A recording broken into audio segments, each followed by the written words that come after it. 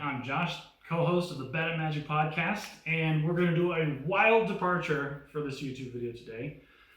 Ever since Ben and I started the Bad at Magic podcast, I've been a little unsatisfied with the way that my current computer works as far as editing the audio and especially editing video. So I thought it was fine. It worked good for everything else, and I come to research and just how old is this thing? And I realized that the last time I built my computer was in 2011. So I'm a little bit behind the times. So in the interest of trying to make better quality content, I decided it was time for an upgrade, which is what all of this is going to be for. So for this video, we're going to do a quick build of the computer, and I have a very special guest that's going to be joining us to help me get all of this together because I barely know what I'm doing. So if you want to come over, this is Carter. He is a computer expert. He has assured me that he knows all of the steps on how to do it in order, and he's going to take over from here. You ready? Tell us how we're going to start. Nothing. All right. Well, thanks for joining us, and I hope you enjoy the video.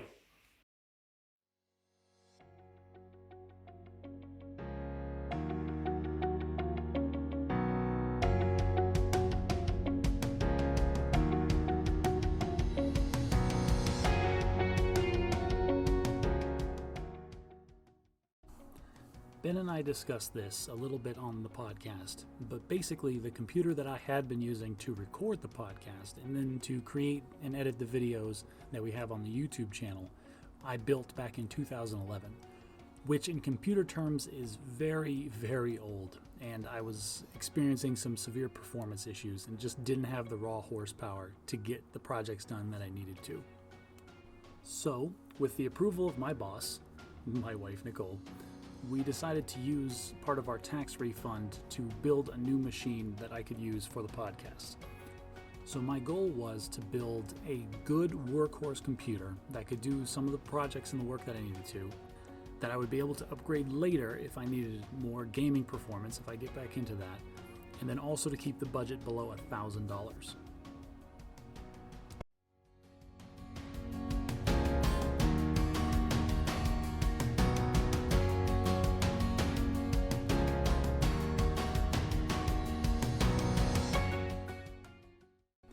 In order to keep the budget down, a lot of the parts that I used are from the last generation.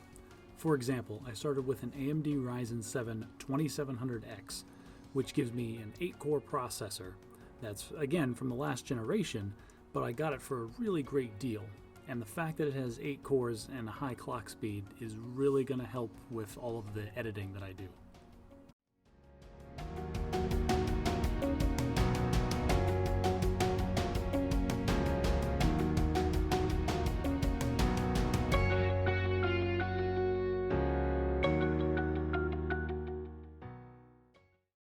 For the motherboard, I went with the ASRock B450M AC Micro ATX AM4. Obviously, it had to be AM4 to fit the Ryzen 7, and the Micro ATX was actually an afterthought. I was just searching through PC Part Picker to get a motherboard with all of the features that I needed, as I really wanted onboard Wi-Fi just to cut down on the number of peripherals that I needed to purchase. And I realized that I could get all of that in a Micro ATX form factor. This allowed me to get a smaller case and make just a smaller, tighter computer. At the same time, I went with a Cooler Master Hyper 212 Evo for the CPU cooler. I could have gone with a more expensive Noctua version, which might have been a little bit quieter and might have looked a little bit better, but this is going to give me all the cooling that I need, and again, it's going to help keep the budget down.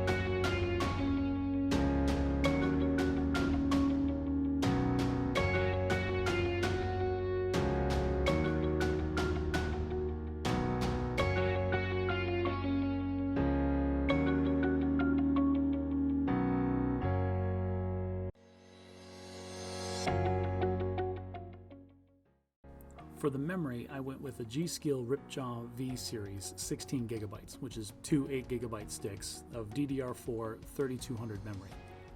This is going to be a really nice upgrade that I wasn't expecting because my current computer I thought was really good on RAM, but when I went and looked at the specs, even though I was using all 4 slots, I realized I only had 8 gigabytes of memory, and I think the speed is like 2100 or something. So my RAM got much faster and much larger, and for a very good price.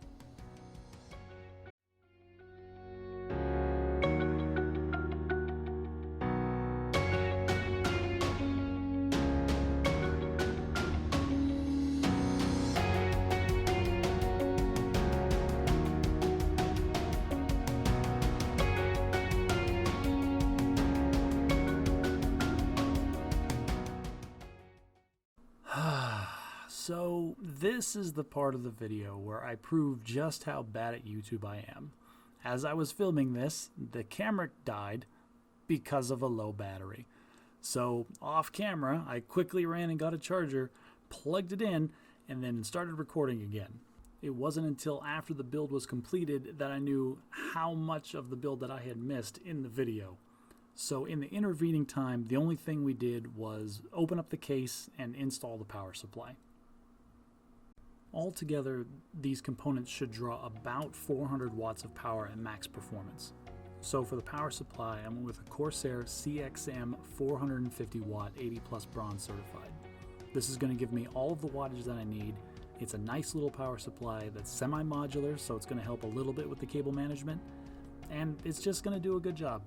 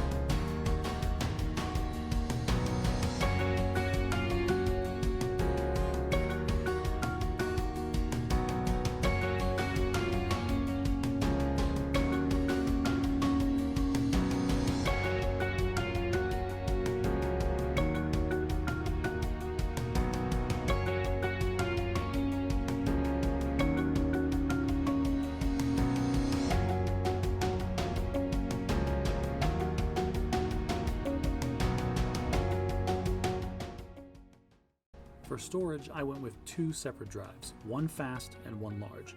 The fast drive was a Samsung 970 EVO 500 gigabyte, and that's an M.2 NVMe solid state drive. This blew me away when I was first researching how to build a new computer because the M2 form factor didn't even exist the last time I was building a machine. And so just how far solid state drives have come in this intervening time blew me away. Now for mass storage, I also got a Seagate Barracuda 2 terabyte 7200 RPM traditional spinning platter disk drive. And again, like, just the technology has gotten so much better because 2 terabyte drive is so cheap compared to what it would have been when I built the computer 8 years ago. I am constantly amazed at how far we've come.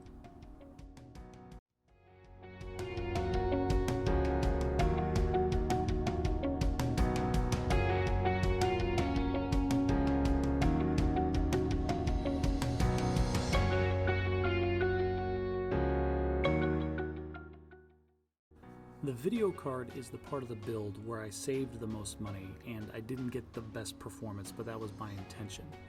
The idea was that the video card that I currently have that plays all of the games that I need it to is so old and so bad that there's really no reason for me to spend a lot of money on a brand new top-of-the-line video card. Instead, I went with an ASRock Radeon RX 570 4GB Phantom Gaming D.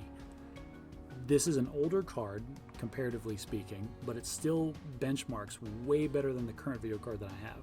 So this is going to give me all of the display that I need, and it's going to save me a lot on the budget, which then I spent elsewhere to get better performance out of the CPU, the RAM, and the motherboard. Another good point is that I couldn't actually upgrade my video card too much because I don't have any monitors that run DisplayPort inputs. All of the monitors that I have are either HDMI or DVI, so I had to get a video card that put out those formats, or I would have to get a new monitor, which would have defeated the entire purpose of saving money in the first place. In addition, with the money I spent on the rest of the components, the computer is easily upgradable. So down the road, if there's a game that comes out that I absolutely need a better GPU for, there's no reason I can buy the video card separately and then just do a quick upgrade.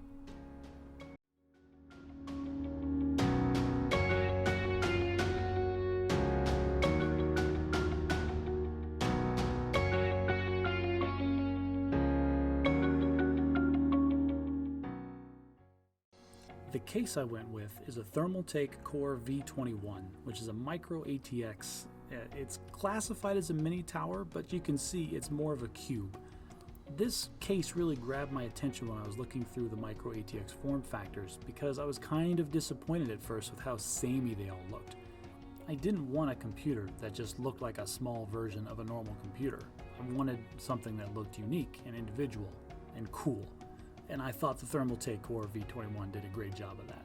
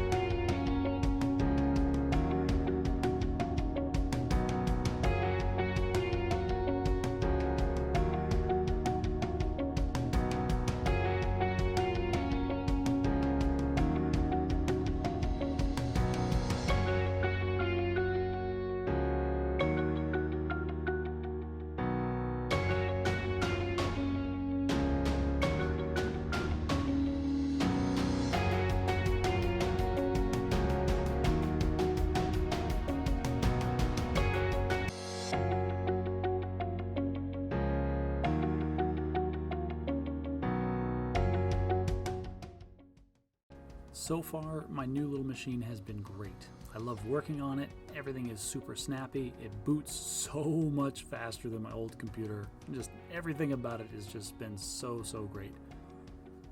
I hope you've enjoyed this build video, and thanks for joining us. If you haven't already, please like and subscribe to the YouTube channel. And if you haven't heard of our podcast, check us out, Bad at Magic, on your favorite podcast player, where Ben and I talk about games, life, and other things. Thanks again, and have a good one.